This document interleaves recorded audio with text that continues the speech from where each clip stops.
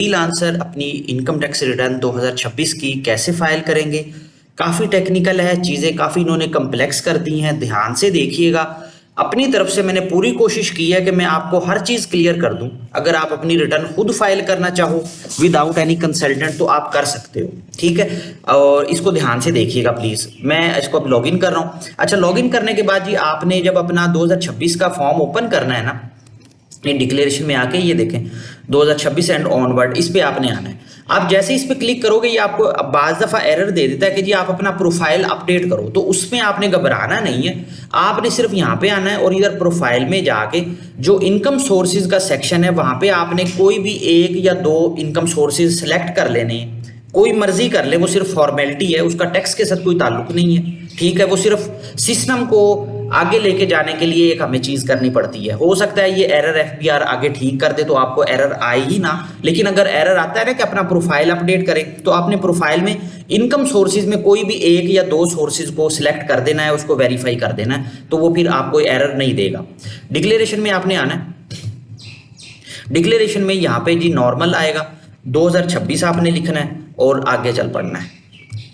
जैसे ही आप आगे जाओगे जो सिलेक्ट वहां पे आपने इस प्रोफाइल में किए होंगे ना, वो यहाँ पे भी शो हो रहे होंगे। फर्ज किया वहां पे आपने एक दफा खानापुरी के लिए रेंटल इनकम भी शो कर दिया था, इनकम फ्रॉम अदर सोर्सेज भी कर दिया था।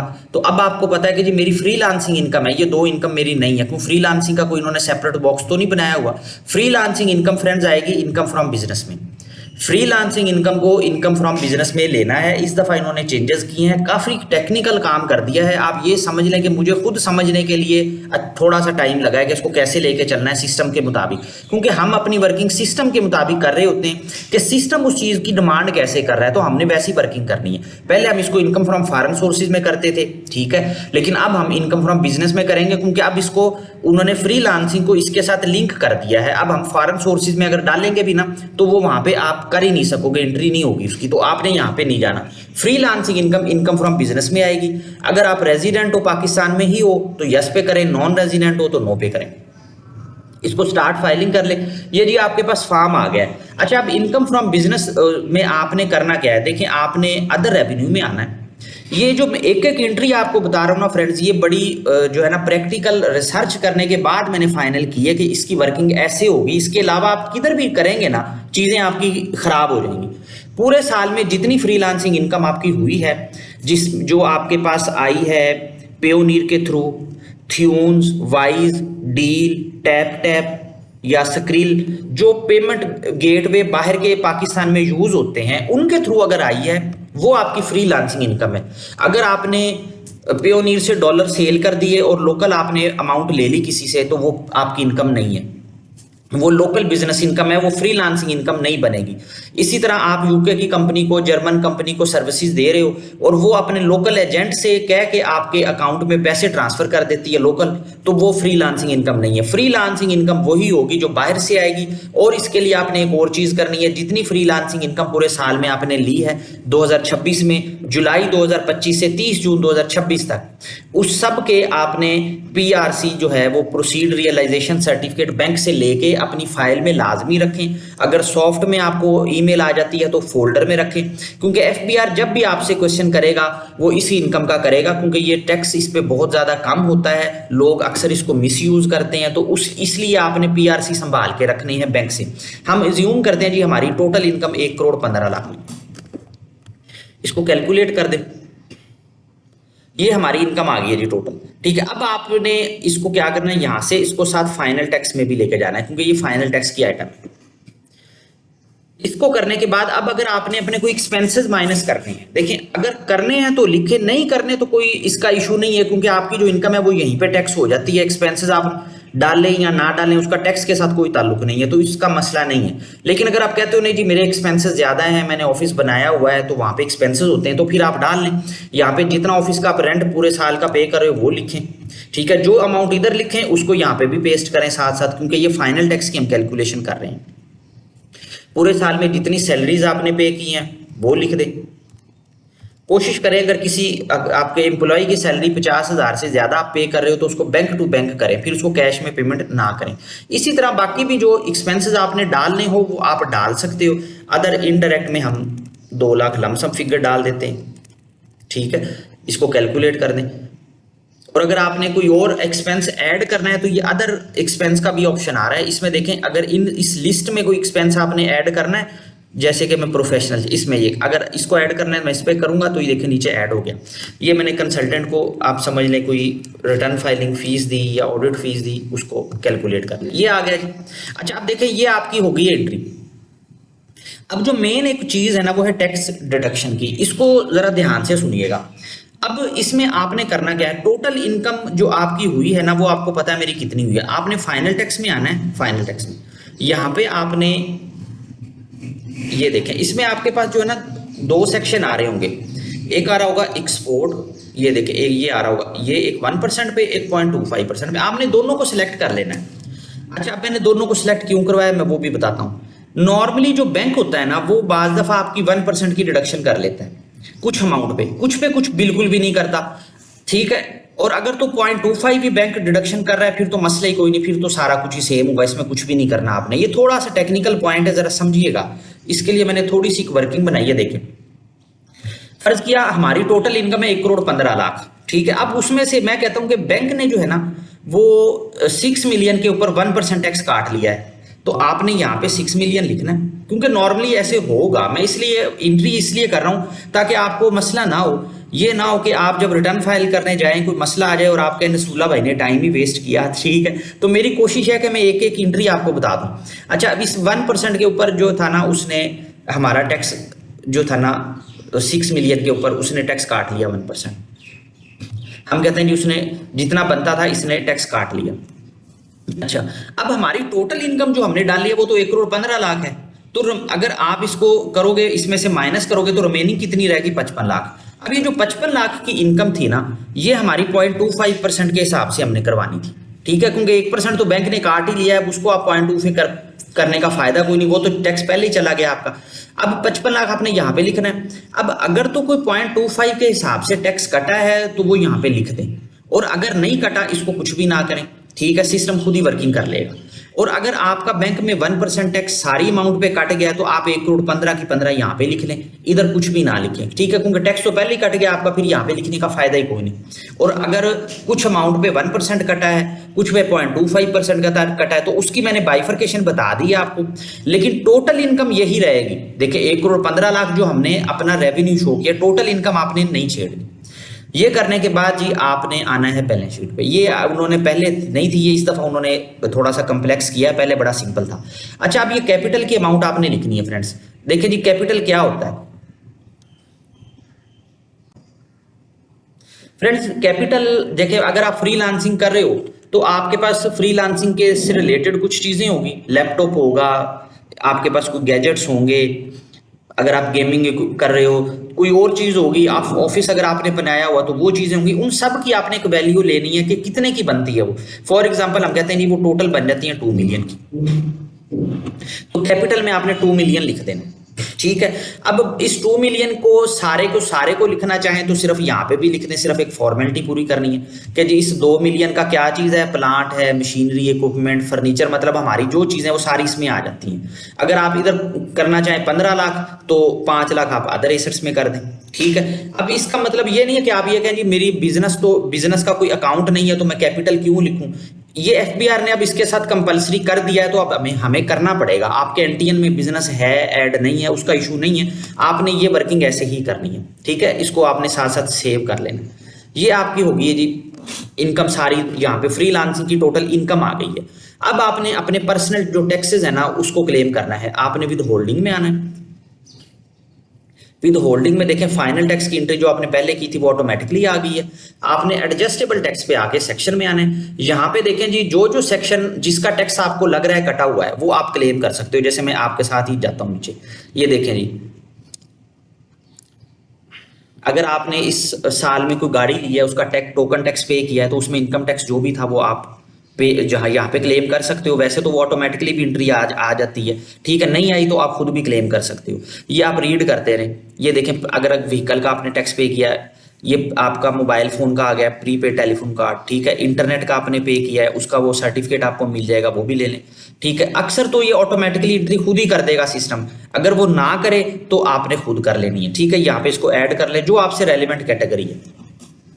अगर आप ये देखना चाहते हो मेरे टैक्स कितने कटे हैं कितने नहीं कटे, एफबीआर ने यहाँ पे पूरे लिए हैं या नहीं लिए, तो उसका बड़ा आसान सा हल है। आपने आना है, आपने एमआईएस पे आना है। एमआईएस से आपने इंफॉर्मेशन सेंटर पे आ जाना है। ये मैं आपको इन्फॉर्मेशन के लिए बता रहा हूँ सिर्फ कि आप चेक कर लें एक दफा। पेमेंट डिटेल में टैक्स ईयर 2026 पे जब आप सर्च करेंगे ना, तो जितने टैक्स आपके कटे होंगे वो सारे यहाँ पे आ जाएंगे। उसको आप यहाँ से एक्सेल में एक्सपोर्ट कर सकते हो, ठीक है। और इसको आप इसके साथ रिकनसाइल कर लो कि एफबीआर ने मेरे सारे क्रेडिट ले लिए हैं या नहीं लिए। अगर उसने नहीं लिया कोई चीज तो वो यहाँ से आप सेक्शन ऐड करके ले सकते हो। जैसे अब मैंने टेलीफोन कार्ड ऐड किया, प्लस पे क्लिक करें। यहाँ पे आपने अपने जो भी आपका नंबर आप यूज कर रहे हो उसकी डिटेल लिखें, इसको ऐड कर दें। ये ऐड हो गया। अब जितना टोटल बिल था पूरे साल का वो लिखें। यहाँ पे वो सर्टिफिकेट पे लिखी होती है अमाउंट, आपको मिल जाएगी। इसी तरह इंटरनेट जो है इस पे क्लिक करें। आप जिस कंपनी का इंटरनेट यूज कर रहे हो उसका जो भी नंबर है वो लिख के इसको ऐड करें। और ये आपको आए पता पूरे जो वो सर्टिफिकेट देंगे ना, तो उसके ऊपर लिखा होगा कि पूरे साल का बिल आपका इतना था और उसके ऊपर टैक्स इतना था। ये मैं सिर्फ समझाने के लिए एंट्री कर रहा हूँ। तो आपने इस तरह से एंट्रियां कर लेनी है। ये सारी एंट्रीज हो गई हैं आपकी।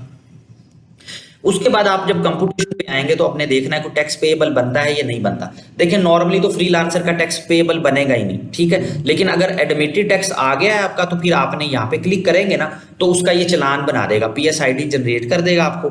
वो आपने पे करना है। जब आप पे कर दोगे तो 3-4 घंटे के बाद वो सिस्टम में अपडेट होगा। उसके बाद आपने दोबारा इसको ओपन करके पेमेंट में आना है और यहाँ से उसको लोड कर लेना है, वो इसके साथ अटैच हो जाएगा, ठीक है। ये अगर पेमेंट करनी है। अगर पेमेंट बनती नहीं, वैसी सारी विद हेल्ड हो गई है, बैंकों ने काट लिया, तो फिर इसकी जरूरत नहीं है। ये कुछ ज्यादा मुश्किल नहीं है। ये पीएसआईडी पे आप करेंगे ना, तो मैं आपको चलें करके दिखा ही देता हूँ। ये कोई ज्यादा मुश्किल नहीं है कि आप इसमें कहें जिस बहुत कोई चीज मुश्किल है। बस इस पे 1 क्लिक करना है आपने, ठीक है। अब ये वो कह रहे हैं ना आपको, ये आपका जो है ना वो ये टैक्स वो डिमांड बना रहा है, तो ठीक है। आप जनरेट पीएसआईडी पे क्लिक करें, ये आ गया। अब देखिए उसने एक नंबर आपको दे दिया पीएसआईडी का। सिंपल ये नंबर जायज कैश इजी पैसे अपने बैंक की ऐप से जाके आप एफबीआर पेमेंट में पेमेंट कर सकते हो। जब आप पेमेंट कर लोगे तो 4-5 घंटों के बाद सिस्टम में आपने दोबारा लॉगिन करना है और पेमेंट सेक्शन में आके यहाँ पे इसको अटैच कर देना है, बस और कुछ नहीं करना। और इसको कैलकुलेट कर देना है और इसको सेव कर लेना। फ्रेंड्स ये थी आपकी फ्रीलांसिंग की जो एंट्रीज थी वो पूरी हो गई। अब आगे आते हैं जी वेल्थ स्टेटमेंट कैसे होगी। देखिए फ्रेंड्स वेल्थ स्टेटमेंट में सबसे पहले आपने पर्सनल एसेट्स में आना है। यहाँ पे देखें अगर आपने फर्स्ट टाइम फाइलिंग की है तो ये ब्लैंक होगा। और अगर पिछले साल भी आपकी फाइलिंग चल रही थी तो जो एसेट्स आपने ऐड किए थे वो पहले आ रहे होंगे, प्रॉपर्टियां आ रही होंगी, बैंक अकाउंट आ रहे होंगे, तो आपको उनको कुछ करने की जरूरत नहीं है। बैंकों का 30 जून 2026 का बैलेंस आपने लिखना है। प्रॉपर्टी अगर आपने पहले पिछले साल शो की थी 5 मिलियन की, आपने उसके ऊपर कंस्ट्रक्शन की है या कोई और इंस्टॉलमेंट पे की है और उसकी वैल्यू बढ़ गई है तो वैल्यू इंक्रीज कर दें। अगर आपकी नई कोई प्रॉपर्टी आ गई है या आपने पहली दफा फाइलिंग की है तो सिर्फ इमूवेबल प्रॉपर्टी पे प्लस पे क्लिक करें। ये देखिए जी ऐड प्रॉपर्टी पे आए। यहाँ पे प्रॉपर्टी टाइप कौन सी प्रॉपर्टी है जी, नॉर्मली रेजिडेंशियल है, अच्छा जी फ्लैट है। डेट ऑफ एक्विजिशन आपने बतानी है।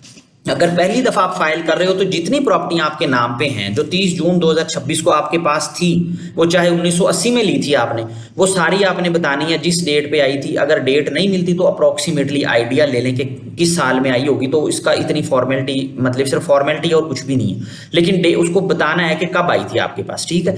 ये आप एंट्रीज करें। यहाँ पे मैं आपको सिर्फ समझाने के लिए कर रहा हूँ। अब जितनी की आपने ली थी वो प्रॉपर्टी, उसकी जो रजिस्ट्री वैल्यू या डॉक्यूमेंट की वैल्यू लिखें। यहाँ पे कहाँ पे है ये प्रॉपर्टी, ये आपने देखे सिर्फ एड्रेस आपने जो है ना, मैं आपको सिर्फ समझाने के लिए जल्दी जल्दी कर रहा हूँ। ये आपने सारी चीज़ें सिलेक्ट कर लेनी।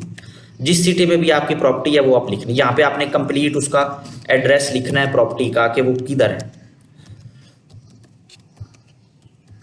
ठीक है। इसको सेव करेंगे तो ये प्रॉपर्टी यहाँ पे ऐड हो जाएगी, ठीक है। कोई और प्रॉपर्टी ऐड करनी है तो इस पे आप ऐड पे प्रॉपर्टी पे क्लिक करेंगे तो वो ऐड हो जाएगी, ठीक है। ये देखें आपकी प्रॉपर्टी ऐड हो गई है। इसी तरह अच्छा अब उसके बाद आपने क्या करना है, ये फाइनेंशियल एसेट्स और इन्वेस्टमेंट है ना, इसके एसेट्स पे आना है। अब देखिए आपने अगर बैंक अकाउंट ऐड करने हैं, कैश इन हैंड ऐड करना है, तो आपने क्या करना है, इन्वेस्टमेंट को और कैश इन हैंड को सिलेक्ट करना है। बैंक अकाउंट को सिलेक्ट नहीं करना, वो ऐड नहीं करने देगा, एरर देगा, आपको बहुत परेशानी होगी। बैंक अकाउंट भी आपने इन्वेस्टमेंट इसमें ऐड करने हैं, इसको ऐड करें। अच्छा इसको ऐड करने के बाद यहाँ पे देखें इन्वेस्टमेंट में जब आप आएंगे ना, तो यहाँ पे आप कुछ ना लिखें, डॉट लगाएं। यहाँ पे आप अपने बैंक की सारी इंफॉर्मेशन लिख दें, जो भी अकाउंट नंबर लिखना है, आईपीएन लिखना है, वो सबमिट करेंगे ना तो यहाँ पे वो ऐड हो जाएगा। अब 30 जून 2025 वाले 26 वाले दिन जितना बैलेंस था वो लिखना है।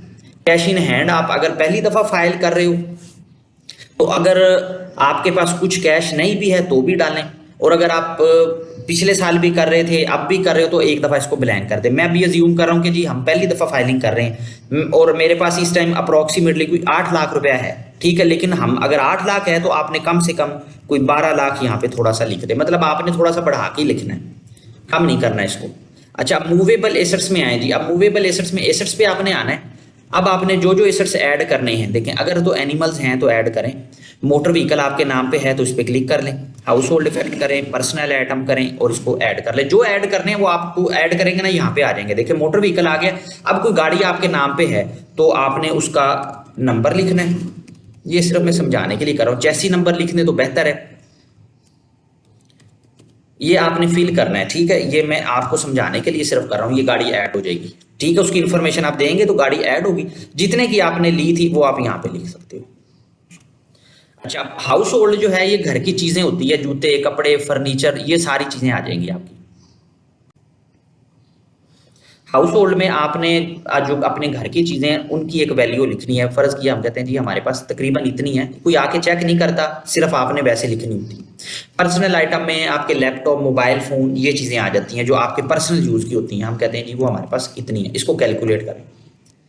अच्छा जी, अब ये तकरीबन सारी एंट्रीज हो गई हैं इसकी जो आपकी वेल्थ की थी। कोई चीज़ समझ रहा है मुझे कमेंट कर दीजिएगा, मैं इंशाल्लाह बता भी दूंगा। वैसे अपनी तरफ से मैंने सारी आपको बता दी। अब जी आपने क्या करना है, आपने रिकंसिलेशन में आना है। रिकंसिलेशन में फ्रेंड्स देखें आपकी अमाउंट खुद ही आ गई है यहाँ पे, जो इनकम आनी थी। कुछ नहीं करना, पहले एंट्री यहाँ पे हम खुद करते थे। ये एफबीआर ने एक अच्छा काम किया है, इसमें अक्सर कन्फ्यूजन होती थी लोगों को, ये उन्होंने खत्म कर दिया। एंट्री आपको यहाँ पे करने की जरूरत नहीं है। अब आपने क्या करना है, सिर्फ पर्सनल एक्सपेंस ऐड करने हैं। पर्सनल एक्सपेंस पे क्लिक करें। यहाँ पे मैं आपको रिकमेंड यही करूंगा कि सिर्फ ये 2 सिलेक्ट कर ले और कुछ भी ना करें। अलहदा-अलहदा करने की जरूरत नहीं है आपको, ठीक है। आप अलहदा-अलहदा करेंगे तो बाद में आपको मसला होगा। बस आप एक लमसम सी फिगर डालें। हम कहते हैं जी डोनेशन तकरीबन 1 लाख का दिया और तकरीबन को 2 मिलियन के घर के बाकी एक्सपेंस हुए, ठीक है जी। ये इसको कैलकुलेट कर दें। अब ये अनरिकंसाइल अमाउंट जो है फ्रेंड्स ये 0 होनी चाहिए। जब पहली दफा आप फाइल करोगे तो ये अमाउंट पॉजिटिव में आएगी, जैसे ये अब आ रही है, ठीक है। आपने क्या करना है, इसको कॉपी करना है और इसको यहां पे आपने पेस्ट कर देना। ये आपने पेस्ट कर देना, ठीक है। ये देखें ये 0 हो गई है। इसके बाद ये सबमिशन की तरफ चली जाएगी। और अगर आप पहली दफा नहीं कर रहे, पिछले साल भी आपने फाइलिंग की थी, तो फिर आपने क्या करना है, जब आप ये एंट्रीज कर रहे होगे ना तो आपने कैश की अमाउंट को 0 कर देना है। सबसे पहले तो कैश को 0 करना है, ठीक है। उसके बाद ये जो अमाउंट है ना फ्रेंड्स, ये आपकी नेगेटिव में आनी चाहिए। अगर आपने पिछले साल फाइल की थी तो ये अमाउंट नेगेटिव में होनी चाहिए, ये पॉजिटिव में नहीं होनी चाहिए। अगर ये पॉजिटिव में आ गई अमाउंट, पिछले साल की फाइलिंग भी की थी और अब ये पॉजिटिव में आ गई है, तो इसका मतलब आपने गलती की है, फिर ये गलत होगी, ठीक है। तो आपकी जो अमाउंट नेगेटिव में आ रही है उसको यहां से कॉपी करें और जाके अपने कैश इन हैंड में पेस्ट कर दें। ये कैश इन हैंड, ठीक है। इसको करेंगे तो ये इसको 0 कर देगा अनरिकंसाइल अमाउंट को। ये देखिए, ये देखें अब ये 0 हो गई है, ठीक है। अच्छा, ये करने के बाद आपने ना एक और काम करना है। ये अब आपकी वर्किंग पूरी हो गई है, इसको सेव कर लें, अच्छे तरीके से सेव कर लें, कैलकुलेट कर लें। ये सारी चीजें आ गई आपकी। आपने बिजनेस डिटेल में आना है। अब इसको ना जरा देखें, मैं जो बात बता रहा हूँ ना, बिजनेस नेम अब क्या है। अब आप फ्रीलांसिंग कर रहे हो तो ज़ाहिर आपने कोई प्रोफाइल बनाया हुआ है फाइवर पे, अपवर्क पे, आप चाहें तो उसका नाम लिख दें। अगर कोई बिजनेस डिटेल नहीं है, आप सिर्फ अपने नाम से ही काम कर रहे हो, ठीक है, तो आप सिर्फ अपना नाम लिख दो, कुछ नहीं करना। प्रिंसिपल एक्टिविटी में सर्विसेज लिख दो, ब्रांड नेम आप अपना नाम लिख दो, ठीक है। मैं आपको बता रहा हूं कि ये फॉर्मेलिटी पूरी करनी है हमने, ये सिर्फ फॉर्मेलिटी है, इसका टैक्स के साथ ताल्लुक नहीं है। स्टार्ट डेट वो कहता है जी कौन सी है, ठीक है, और कुछ ना भी करें तो बस ये आप ये जो है ना इसको जुलाई से कर दें, ठीक है, ताकि इसकी फॉर्मेलिटी पूरी हो जाए और उसको सेव कर दें। ये आ गया आपके पास। अब इसको सेव करेंगे, ठीक है, और जब आप इसको सबमिट करेंगे तो वो आपको कहेगा, देखिए अभी तो उसने सबमिशन अलाउ नहीं की, जैसे ये करेगा सबमिट तो वो आपको कह देगा जी पिन वेरीफाई करें और सबमिट करें। तो ये इंशाल्लाह आपको प्रॉब्लम नहीं करेगा। मैंने अपनी तरफ से पूरी कंप्रीहेंसिव वर्किंग इसलिए की है कि आप अपनी वर्किंग खुद कर सको। और अगर आपको लगता है कि ये वीडियो किसी काम की है, कोई चीज़ समझ आई है, तो प्लीज़ अपने सर्कल में इसको शेयर ज़रूर करें ताकि किसी का फ़ायदा हो। अपना बहुत ज़्यादा ख्याल रखिएगा। थैंक यू, अल्लाह हाफिज़।